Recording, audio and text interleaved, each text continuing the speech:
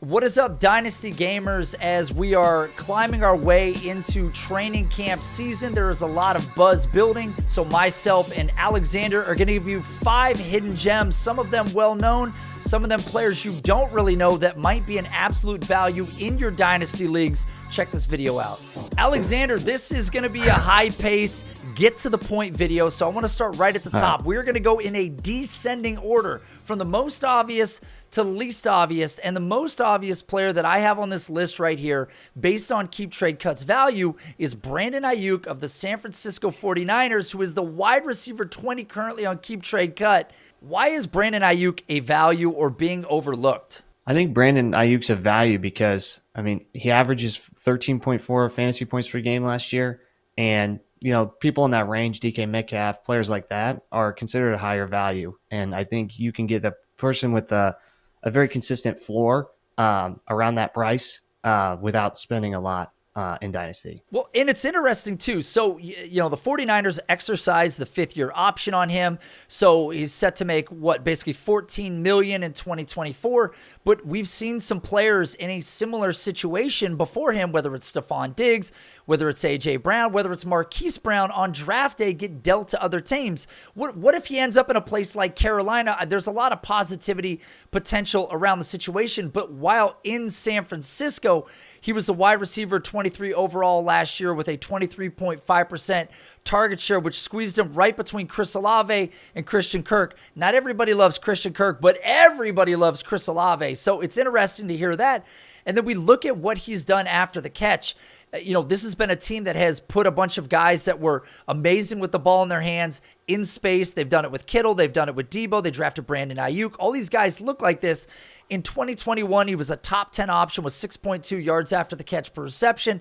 Last year, he was a number 11 overall at 4.7, which put him with Garrett Wilson, put him with Jamar Chase, put him with Justin Jefferson, other names that if you're a viewer watching this video should give you absolute confidence around these guys that you look at as top 3, top 4 options in the league. He also obliterated man coverage. And for those people that don't know, man coverage is one of the more difficult ways to get yourself open in the league. The better players in the league often face the most man coverage. He was a wide receiver 18 last year in total man coverage routes faced at 31.3. He ended up actually being the wide receiver 11 overall in yards per route run against man coverage at 2.65. So ahead of Diggs, ahead of DJ Moore, ahead of Garrett Wilson. He's a guy I really like for part of the reason that you already mentioned, that he's being viewed as the wide receiver 20, but he's already scoring neck and neck with T. Higgins, who's wide receiver 11, DK Metcalf for some of these players. So there's a lot of value, relatively cheap relative to his current cost on Keep Trade Cut. I think that's why we're a big fan of him. But going down the list, looking at the wide receiver 25 overall and parked right next to Deebo Samuel is a guy that you and I love, but is being completely slept on currently, and that is Zay Flowers. Why should people pump the brake on some other people and maybe start paying attention to Zay Flowers? Well, Zay Flowers with, first round draft capital and a great athletic profile is a deep ball connoisseur. 500 yards of his total production last year came on 20 yards downfield. And combine that with a quarterback that likes to target players downfield, a la someone like with Lamar Jackson with Marquise Brown. Marquise Brown with Lamar Jackson in 2021, top 10 in deep targets. So that's the kind of player that I would want. Odell's on a 1-year deal. Rashad Bateman can't make the field. Player that can consistently win on the outside with speed. And they got the draft capital, different coaching regime. They drafted this guy versus, Rashad Bateman was the previous OC. So, with that being said, the guy that looks the most like Marquise Brown, who succeeded with Lamar, the wide receiver that was successful with him, that would be Zay Flowers. And I don't understand it. Like, why are we fading Zay Flowers? He literally has the body type of the archetype of receiver that's dominating in this league. He literally looks like Jalen Waddle. Like body type wise, you love Jalen Waddle. Jalen Waddle is a top 5, top 6 dynasty wide receiver. You're fading Zay Flowers into the oblivion, by the way, on the TV in the background. You're fading him into the oblivion, and he has the same body type with an extreme level of athleticism. But you mentioned Todd Monken's coming into town. We've got Rashad Bateman, who can't stay healthy. And whether the viewers like it or not, remember what I'm about to say to you.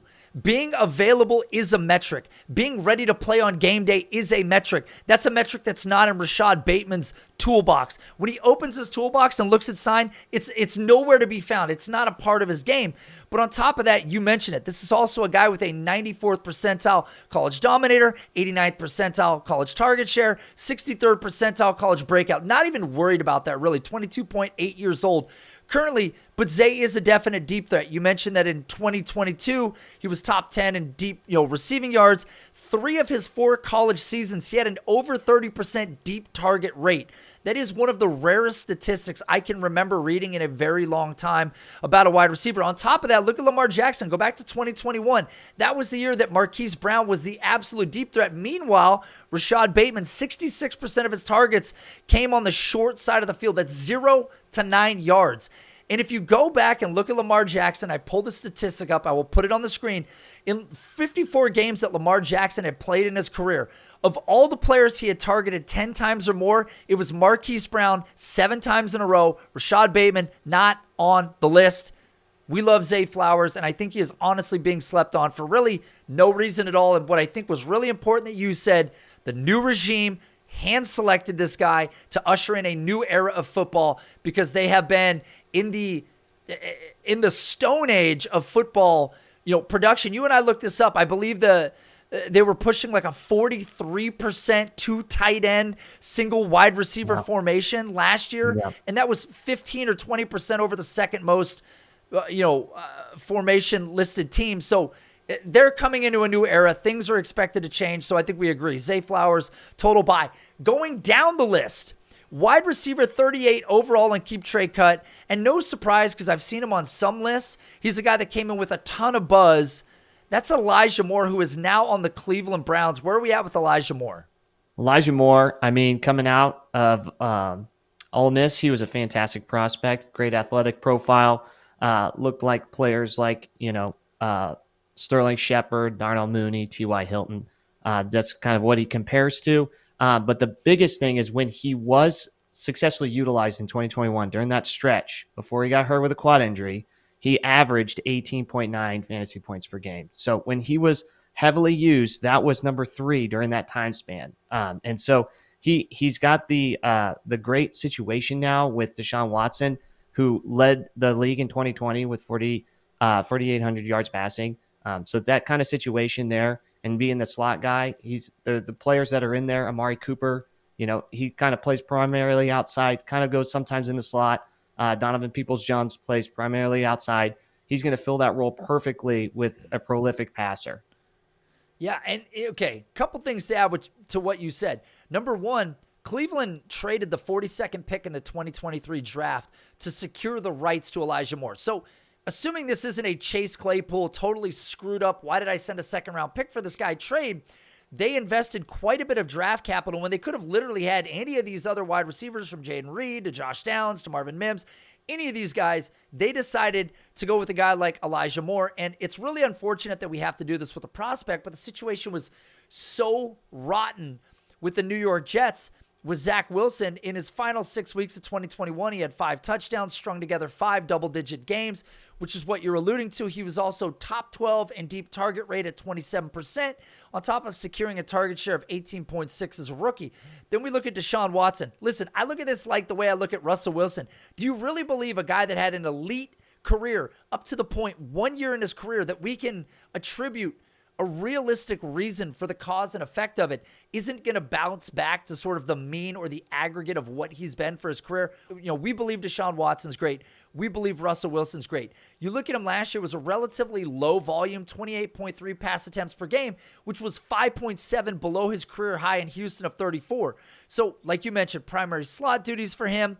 Even if he regained his 18.6% target share, which really isn't that high, that's sort of top 35, top 40 range, that's over 100 targets in 2023, and he really only has to get past Donovan Peoples-Jones. Him plus Deshaun Watson in the long term could be an absolute smash of a combination. The next guy on the list, though, we are moving so far down the list. This is the wide receiver 55. This guy is squarely planted right next to Alec Pierce, and now we are getting into projectionville. When we start to get this far out, when we get into wide receiver 4, wide receiver 5 range, we're getting into spin me a Storyville, and that's where we're at now. And that's with a guy who I thought that Connor's story in Arizona, in Pittsburgh, was, James Conner was one of the more like unbelievable stories of overcoming a battle and difficulty.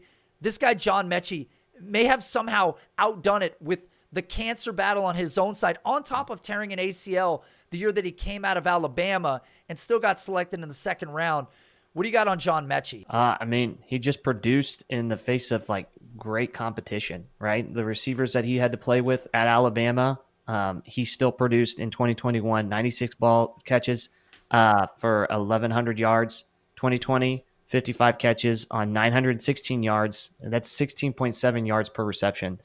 So it looks like he's being used outside, inside. He can play all over, and he's got a wide open receiving core that to go into with CJ Stroud, who's a prolific passer coming out of college. You nailed it with the wide open range of people in front of him, whether it's Nico Collins. Look, we all like Nico Collins. We don't love Nico Collins. We like Nico Collins because we thought there was nobody in front of Nico Collins, right? There's him, there's Robert Woods, and that's it. And John Metchie is already being slated in as a wide receiver in the starting lineup. They've got Robert Woods in the slot. You've got Nico Collins outside.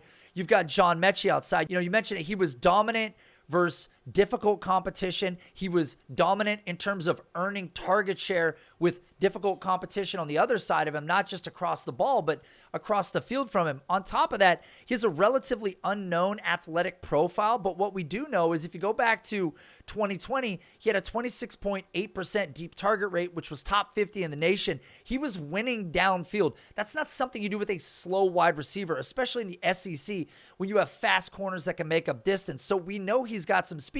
On top of that, Metchie is constantly allotted or applauded of his route running prowess and ability to get open. Well, if you look at a PFF statistic from 2021 of the 1,142 receiving yards that he had, he was deemed open on 66% of his routes, which was top 14 in all of college football. On top of that, one other metric that I would love to cite is the fact that in 2020, he was averaging a forced missed tackle 1 every 13 catches. In 2020 or 2021, his last year in college, he forced a missed tackle every 4.5 catches. So we saw him become more elusive, more strong after the catch, still winning downfield. I think there's a lot to like about this guy. And as you mentioned, brand new quarterback, who knows what happens, but at the cost of the wide receiver 55 with Alec Pierce sitting right next to him. Nobody wants Alec Pierce.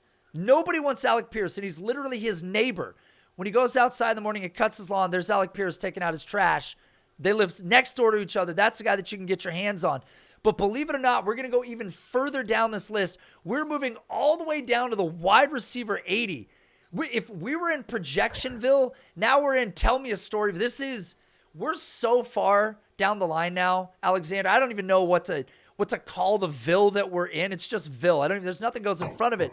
Michael Wilson, though, of the Arizona Cardinals. Now, DeAndre Hopkins left. Yeah, Marquise Brown. We have questions at quarterback. Rondale Moore, gadgety player overall, right? So where are we at on Michael Wilson? Because he is very much like the unknown prospect amongst this class. I think, again, yeah, he's a very unknown, and I think just his profile is very unknown. But the things that we do know is that he's 6'1", 216 pounds, and he's a great athlete based on that size and speed. Some athletic tracking put him as number one. Real Athletics said he had a number one IGA score of a bunch of players. Someone like Zay Flowers that we loved is in that top 10, top 15, but this guy Michael Wilson was number one. And a lot of film junkies, rate him in their top 5 based on his film on the small sample size that he has. But I think where he can win is those intermediate targets that are vacated now without Hopkins. And when Murray comes back, now you've got a guy tied to him. Marquise Brown's at the end, it's the final year of his contract, so they got to figure out whether or not they want to extend him. You've got Michael Wilson as like one of the only guys with Rondale Moore who's kind of more of a gadgety player. Michael Wilson kind of fits that role of being like that prototypical X receiver that can get a bunch of those targets. That's like a wet dream to hear you mention DeAndre Hopkins in the intermediate targets, because that's what I wanted to mention. That was one of the places where Michael Wilson absolutely smashed in college football. I mean, and I don't just mean smash. I mean, like, dominated relative to most every other receiver that's going to show up in this draft class. A couple things to mention. Number one, Rondale Moore has missed 35.3% of the total games that he's played in the NFL. More or less, if you look up, Rondale Moore's not playing in the game. Okay, he's been hurt often. Marquise Brown, outside receiver, came out of college with the Liz Frank injury, 14% of his career games missed. He's actually been more stable than I think most people would imagine for a guy that's a $160. But when you've got that playing in his favor, with that being said, Michael Wilson hasn't been a staple of health either, right? But with that being said, impressive athletic profile, dominant at the Senior Bowl, by the way, like rave reviews. Google Michael Wilson Senior Bowl. You're going to see like an immense amount of props being thrown his direction as he defeated crazy corners. comps as well. Yeah, the comps are off the chart. And you have some comps. Did you mention the comps for him? Yeah, I put some of his athletic measurables against some of the players with similar draft capital, because again, he also got 3rd round draft capital, which is day 2, which is a really good sign for somebody that didn't have a lot of good production. So that means that the Cardinals have a lot of faith in him. With that being said, players that kind of threw up on there, Mohamed Sanu, James Jones, and then the interesting one, again, it's this athletic measurables, is Michael Thomas. And then I know that some of the guys from the Senior Bowl were kind of talking about some Devontae Adams based on his release packages. But again, you kind of got to go into these pieces here, kind of rely on these film guys, because there's just not a lot of production that you can go off of because he hasn't played a lot of games. He was the wide receiver 80 on Keep Trade Cut. I mean, you could spin yourself in a circle, tie a blindfold on your eyes, and throw a dart anywhere. Like at wide receiver 80, we're taking shots on whatever we can get here. And you look at his 2022 production. If you just look at his quarterback rating when targeted, it was number 1 in all of college football on deep targets at 153, and was top 13 on intermediate routes. And that's really what I want to talk about, was his 10 to 19 yard range, which is the definition of an intermediate route. He was number 35 in target rate in this area of the field with a 35% rate. Yards per reception, number 3 at the position, 27.1. Yards after the catch per reception, number 3 in college football at 12.9. Yards per route run, wide receiver 11. Average depth of target, wide receiver 8. Passer rating when targeted, number 12. Like, he's been great. And when you look at guys historically that had an over 40% target share on intermediate routes, those are guys like Drake London, Allen Robinson, A.J. Brown, Brandon Aiyuk. These are all guys, and we saw A.J. Green recently doing this with the Cardinals. We've seen Hopkins doing this. This is a guy that's been absolutely fantastic. And even when you look at his yards after the catch for zone coverage, he was a wide receiver 3, only behind Marvin Mims and Jalen Hyatt. There's a reason that he was drafted in the 3rd round towards the end of the day. I don't care if you're the last pick of the 3rd round or the first pick of the 3rd round. You're still a guy that was selected in that range. That capital oftentimes does come with an increased rate of hits. And we've seen guys that are, guys in the 1st round that don't fire, guys in the 3rd round that do fire, and vice versa. But if you were going to throw a dart, why not throw it on a guy that's a great athlete, that's smashed it at the Senior Bowl, like Debo, like Cooper Kupp, like these other guys, and throw a dart on a guy that's a wide receiver 80 that basically people are asking for a future 3rd round pick, and that depth chart is very void of options. Who do you think they were planning on backfilling that role with? Very clearly, Michael Wilson. All right, guys, tell us what you think. What names did we miss? What player is more of a value than one of the 5 players we named? Follow us on Twitter. You can follow Alexander. His information's down at the bottom of the screen at, Jacked Up on Mountain Dew. Mine is at An Outrage Jew. Subscribe to the channel, guys. We're posting videos every week, and we will continue to do so until we make you absolute winners in all of the Dynasty leagues that you play in. And also, go to dynastyrankings.com. Enter your email. We are very, very close. Alexander, tell them we're very, very close. We're very close. We're very close. It's coming. It's horse's coming. mouth. Very, very close. So very, very close. And then once that site launches, you can get our personal rankings that have a lot of AI built into them, machine learning. We're very proud of them. They're coming your direction soon. So, guys, we'll be back next week. Again, hit subscribe. We'll drop new content every week following this. We'll see you then.